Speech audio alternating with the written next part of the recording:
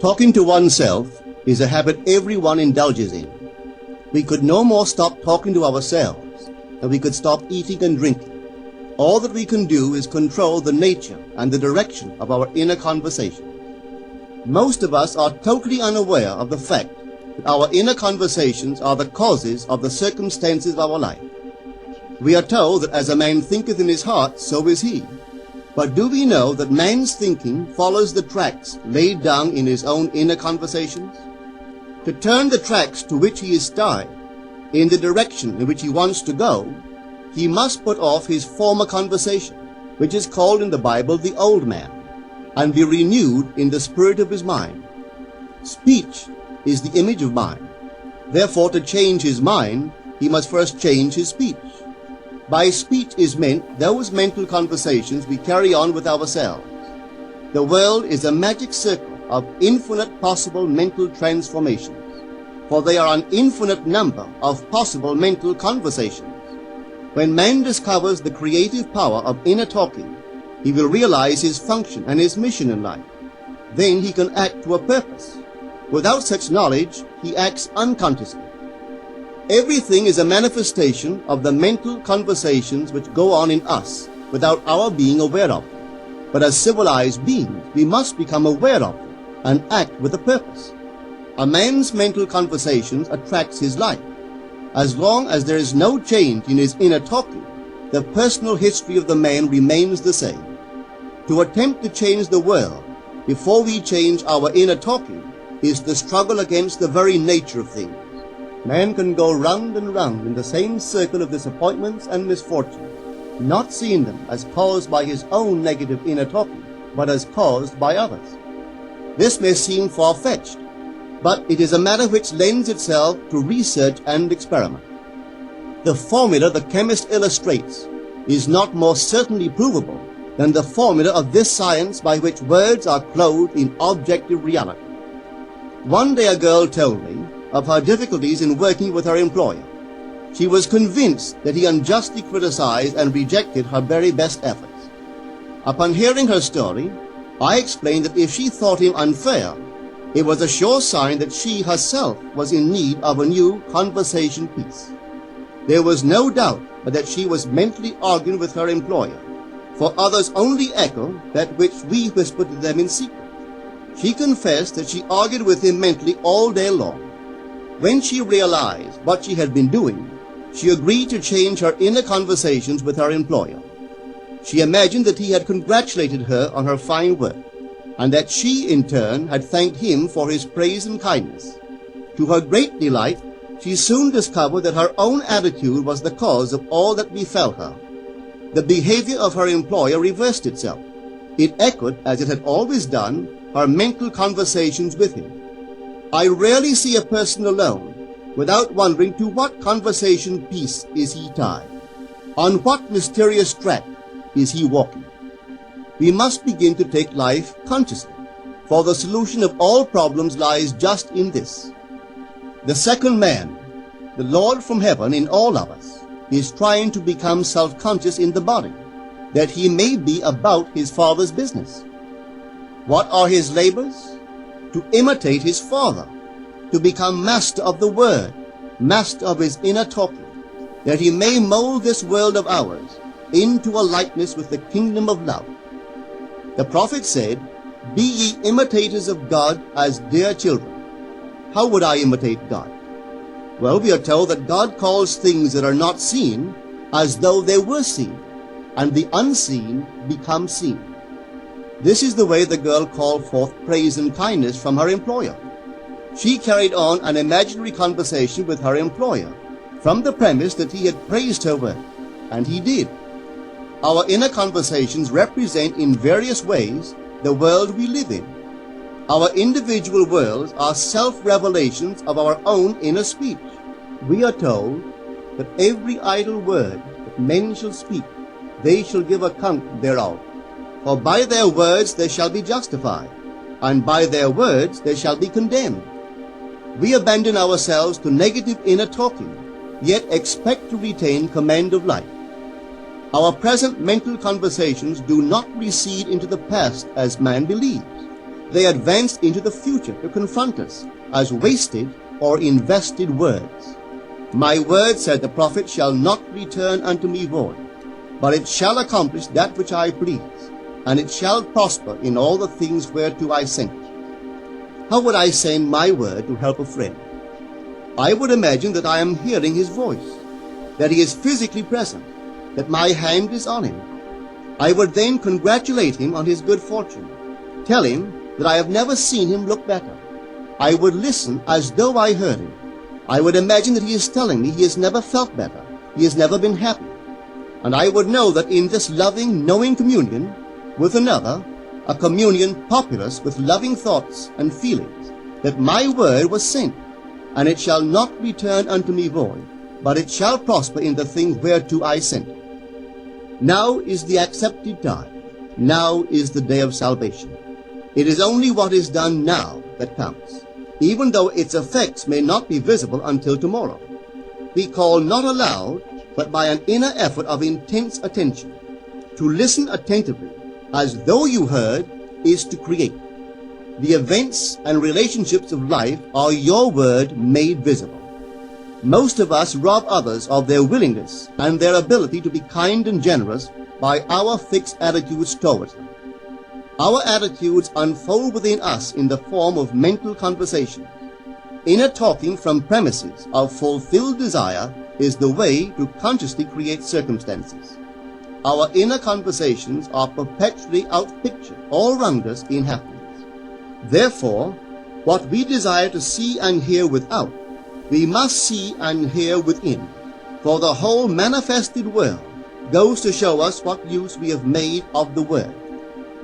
If you practice this art of controlled inner speaking, you too will know what a thrill it is to be able to say, and now I have told you before it come to pass, that when it is come to pass, ye might believe. You will be able to consciously use your imagination to transform and channel the immense creative energies of your inner speech from the mental, emotional level to the physical level. And I do not know what limits, if any, there are to such a process. What is your aim? Does your inner talking match it? It must, you know. If you would realize your aim, or as the prophet asked, can two walk together except they be agreed? And of course the answer is no, they cannot. The two who must agree are your inner conversation and the state desired.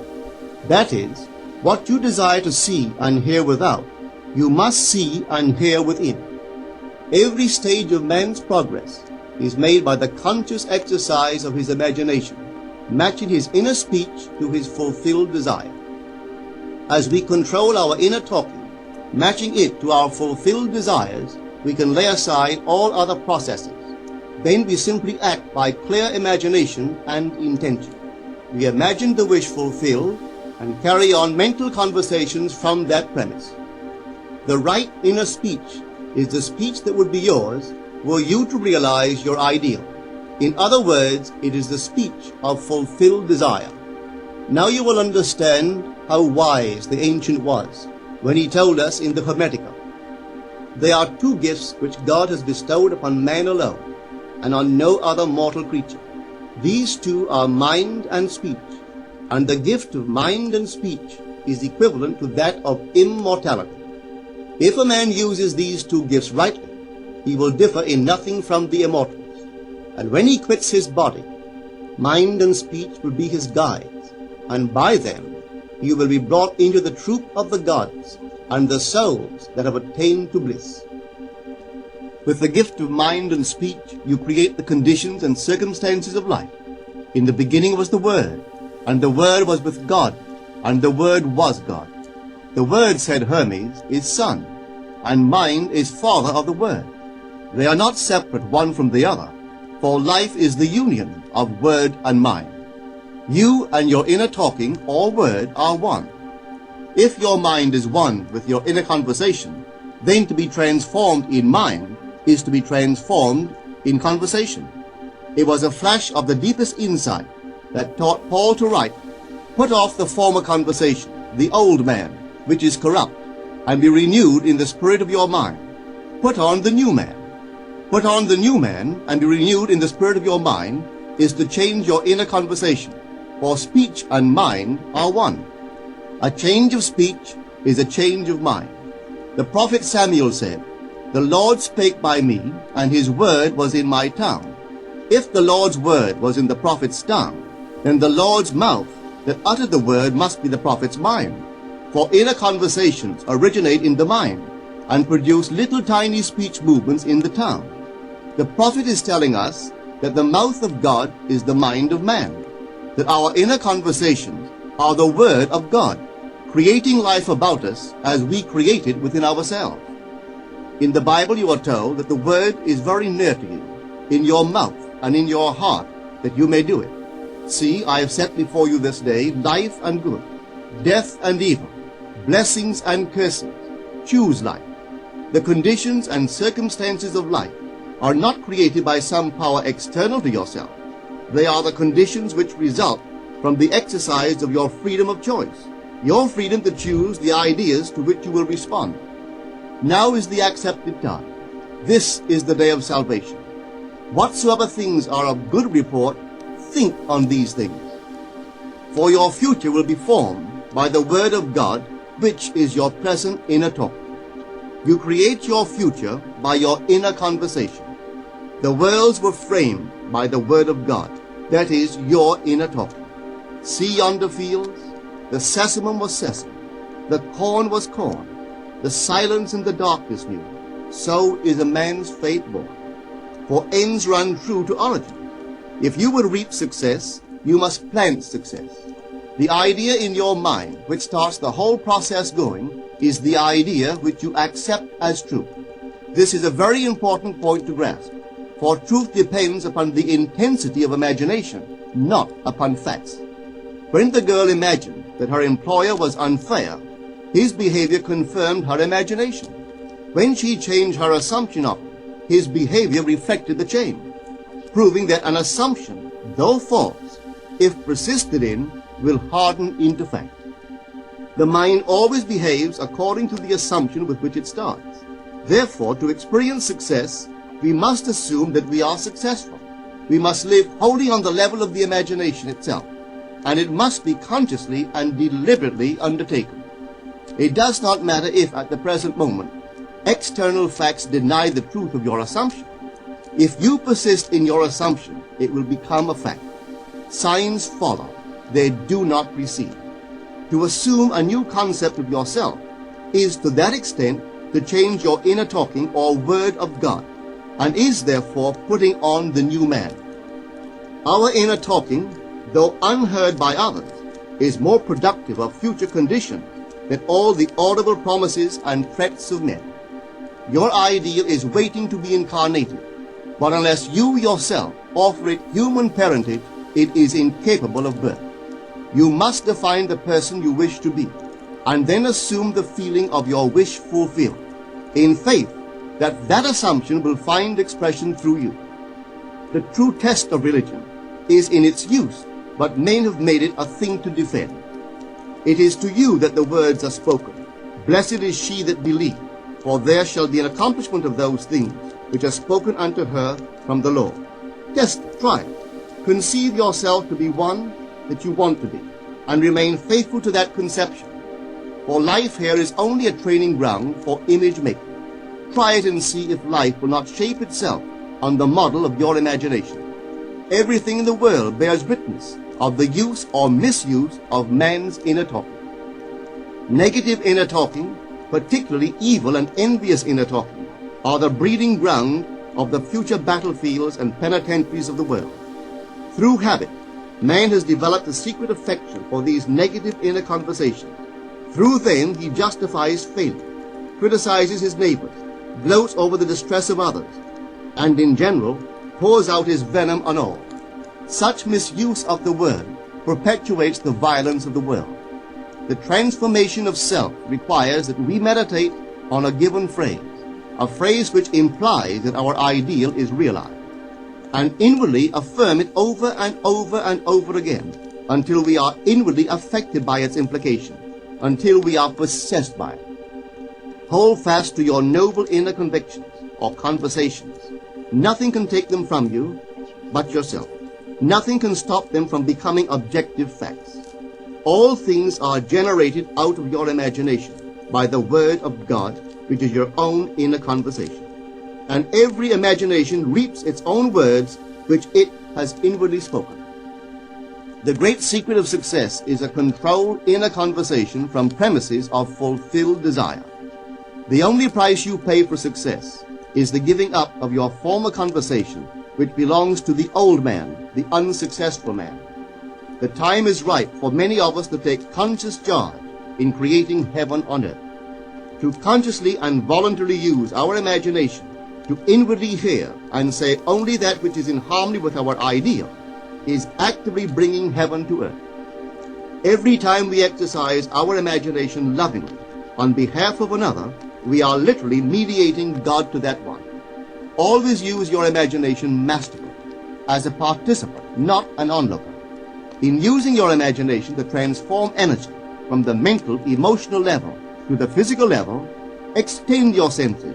Look and imagine that you are seeing what you want to see, that you are hearing what you want to hear, and touching what you want to touch.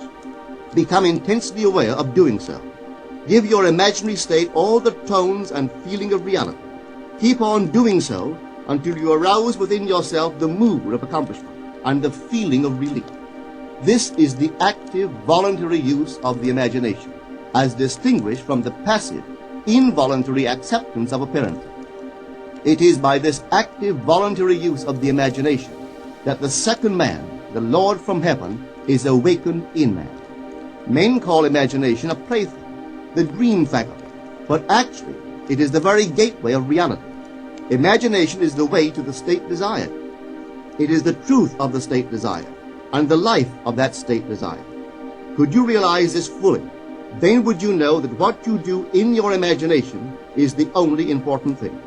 Within the circle of our imagination, the whole drama of life is being enacted over and over again. Through the bold and active use of the imagination, we can stretch out our hand and touch a friend 10,000 miles away and bring health and wealth to the parched lips of his being. It is the way to everything in the world. How else could we function beyond our fleshly limitations? But imagination demands of us a fuller living of our dreams in the present. Through the portals of the present, the whole of time must pass. Imagine elsewhere as here, and then as now. Try it and see. You can always tell if you've succeeded in making the future dream a present fact by observing your inner talking. If you are inwardly saying what you would audibly say were you physically present and physically moving about in that place, then you have succeeded. And you could prophesy from these inner conversations and from the moods which they awaken within you what your future will be. For one power alone makes a prophet, imagination, the divine vision. All that we meet is our word made visible, and what we do not now comprehend is related by affinity to the unrecognized forces of our own inner conversation and the moods which they arouse within us. If we do not like what is happening to us, it is a sure sign that we are in need of a change of mental diet. For man, we are told, lives not by bread alone, but by every word that proceeds from the mouth of God.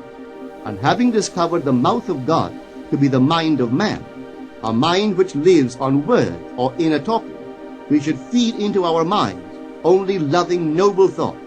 For with words or inner talking, we build our world. Let love's lordly hand raise your hunger and thirst to all that is noble and of good report, and let your mind starve ere you raise your hand to a cup love did not fill, or a bowl love did not bless, that you may never again have to say, "What have I said? What have I done?" O all-powerful human word.